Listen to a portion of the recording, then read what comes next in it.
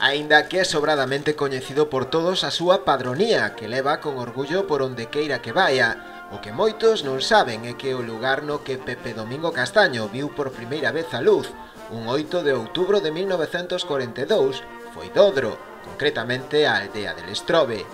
Esta circunstancia foi, xunto coa súa implicación coa comarca do Sar, unha das razóns que levou o equipo de goberno liderado polo socialista Xavier Castro a presentar unha proposta para nomear o afamado locutor radiofónico como fillo predilecto do municipio. O acordo foi unánime e os 4 grupos políticos que compoñen actualmente a corporación municipal votaron a favor da proposta.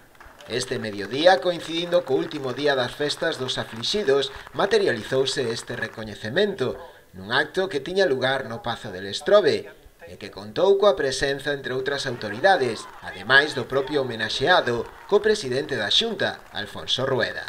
Que che nome fío predilecto do sitio onde naciches non é nada sinxelo, ás veces, bueno, o damos un pouco por suposto e non é así. Estou seguro que aquí foi un acordo unánime da corporación que pensou moi ben que tiña un fillo de quen presumir e que será hora de que se recoñecera. Por lo tanto, este é un acto moi importante. A mí me encanta, de verdade, estar aquí rendíndolle homenaxe en nome de, se me permite, de todos os galegos, ademais dos teus veciños, Pepe, os que mellor che coñeceron porque naciches aquí, para agradecerche o que faz sempre, ser un embaixador de Galicia de primeira calidade.